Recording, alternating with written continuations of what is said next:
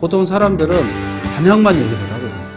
반향은 지금은 시절 사회는 그 반향이 굉장히 중요했어요. 왜냐면 이렇게 가야 된다. 근데 SK를 보시면은 반향은 안 잡아나거든요. 시나리오 경영을 하거든요. 비즈니스 시나리오 경영을 해요. 그러니까 그건 뭐냐면은 속도가 너무 변화 속도가 빠르니까 지금은 반향을 정하는 것이 중요한 것이 아니고 변화의 속도에 대응하는 반향이 중요한 거예요. 우리는 반향이 중요하고 속도를 이렇게 생각하잖아요. 앞으로의 미래 사회는 변화의 속도에 대응하는 방향. 그러니까 방향은 계속 바뀔 수가 있는 거예요. 근데 방향이 바뀐다는 부분은 큰 거는 딱 쥐어져 있는 거죠. 분명하게. 회사가 존속하고 발전해야 되는 방향은 분명한 거죠. 근데 문제는 뭐냐면은 이것이 속도가 빨리 변하고 있기 때문에 이 변화한 거에 대해서 이것을 계속 오티마이징 해야 되는 거예요. 그래서 이제 그런 의미에서 속도가 중요하다는 의미, 또 그렇게 하기 위해서는 반드시 모니터링이 필요하거든요.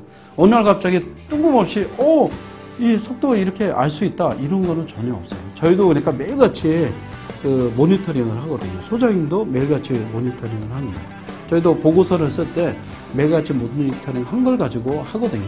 그러니까 계속 변해요. 어쩔 때는 제가 요즘 STX의 강도수 회장을 프로파일링 하고 있거든요. 근데 지금 최근에 와서 STX가 계속 변하고 있거든요. 그러니까 계속 오티마이징을 해요. 프로파일링 하면서도 오티마이징을 해요. 그러면서 보는 거죠.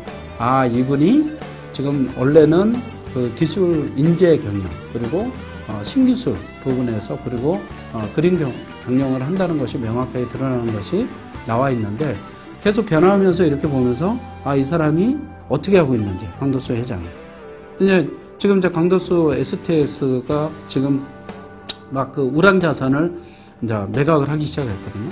이때 보면은 이제 이분이 이런 때에는 어떻게 하고 있는지 프로파일링을 하게 되면 다음에 유사한 부분에 있을 때 M&A를 어떤 걸 할 거다, 또는 무엇을 매각을 할 거다, 이것이 보이잖아요. 그러면 이제 제가 만약에 이제 애널리스트다, 또는 제가 주식 투자를 한다, 그러면 그거에 대해서 알 수가 있겠죠. 투자의 이제 종목에 대해서 파악을 할 수가 있거든요. 똑같이 내가 STX, 미래 비전 좋고 신입사원에 대한 대우가 넘버원이야. 그리고 이제 그 크루즈 여행을 신입사원을 전 세계에 시키거든요. 이거 뭐 평생 못 가는 것도 그거 해줘. 너무 좋아. 근데 이제 문제는 뭐냐면은 거기 들어가고 싶은데 STX에 대해서 프로파일링을 제대로 할 수 있으면은 자기가 거기 딱 들어가서 뭐 100대 1이든 1000대 1이든 얼마든지 붙을 수가 있는데, 이제 신입사원 구직하는 입장에서 그런 요소들도 있는 거죠. 그래서 모니터링 하는 것이 필수예요. 속도를 보기 위해서 반드시요. 그러니까 반향을 보기 위해서는 오히려 이제 전문가의 의견을 듣는 것이 중요하지만은 속도를 보기 위해서는 모니터링이 필수입니다. 그거는 뭐 전문가가 의견을 얘기를 해준다고 하더라도 자기의 관심 분야, 그러니까 자기가 하고자 하는 영역이 아닌 이상은 그 전문가여야 되거든요. 그쪽 내 관심사 하고자 하는 영역의 전문가. 근데 그런 경우는 없거든요. 딱 맞는 경우는 없거든요. 그러니까 그거는 누가 해야 되냐? 내가 해야 되거든요. 모니터링은 내가, 그리고 반향은 전문가한테 의견을 묻는 것이 어떻게 보면 가장 정확한 정답인 것 같아요. 그 기법 이제 요책에서 이렇게 간단히 나와서 이제 한 부분이 있는데, 예를 들면은 분류와 체계만 잘해도 되거든요. 카테고리와 분류, 이것만 자기가 그 카페나 이런 데다가 블로그나 이렇게 체계만 잘 해놔도 자기가 이렇게 쭉 이렇게 보일 수가 있어요. 아니면 저희 그 카페에 보면은 이제 연도별로 이렇게 쭉 뭐가 일어나고 뭐 일어나고 보잖아요. 사실 그것만 봐도 정 이렇게 귀차니즘이 항상 그 강림하는 스타일이라 그러면은 오히려 가장 좋은 게 그냥 저희 연구소에 그것만 봐도 돼요. 저희가 최근에 와서 일본에 진출 때문에 업그레이드 했거든요, 버전이요. 그러면서 저는 이제 제가 최근에 와서 바이오 테크놀로지 부분이랑, 그리고 이제 교육 쪽으로 했어요. 근데 이제 제가 하면서도 놀랐어요. 야, 수학 부분에서 스토리텔링식 수학이 돼? 앞으로는?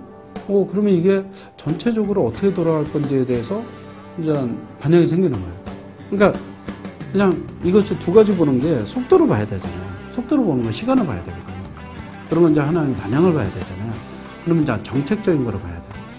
그러니까 그러면 회사의 정책, 국가의 정책, 그 국제 정세 정책들 이런 것들을 보면은 이제 이거를 볼 수가 있거든요. 그러니까 계속해서 신문을 보실 때도 분류하고 카테고리화 시키잖아요. 그러면은 이제 정보 자체가 어떤 형식으로 되냐면은 이제 이게 쓰레기 정보가 안 되는 거예요. 너무나 많잖아요. 하루 눈 뜨고 아침에 그냥 눈 뜨자마자 그야말로 그 미국에 있는 국회 도서관 같은 게 정보가 생긴다고 그러면은 뭐 저같이 IQ 2자리 같은 사람은 힘들죠. 3자리도 쉽지 않다고 그러는데 그러면은 어떻게 할 수 있냐?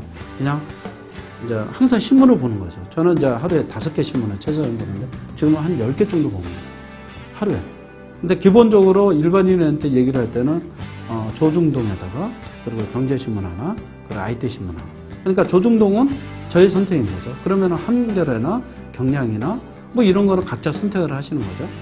근데 여기서 쭉 보시면서 그냥 그 흐름만 꿰차고 있어도 그리고 이제 속도에 대해서 민감 지수를 높일 수가 있고요. 또 하나는 제가 고등학교 때부터 시작했던 건데요. 텔레비에서 하는 특집 드라마가 있어요. 그러니까 뭐 예를 들면 이런 거죠. 뭐 앞으로 세계 경제가 어떻게 될 거냐. 뭐 돈의 역사, 뭐 이런 부분들. 그리고 이제 실버 세대 부분에서 어떻게 될 거냐. 이거는 이제 다른 거는 다 안 봐도 특집 드라마만 사실 보더라도 미래의 흐름에 대한 전체적인 스토리를 스스로 가질 수가 있어요.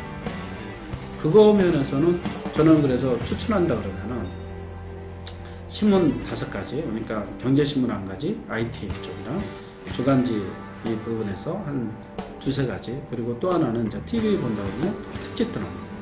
그러니까 뭐 다큐멘터리나 특집 드라마만 보셔도 뭐 웬만한 미래학자 뭐 이렇게 주변에서 미래학자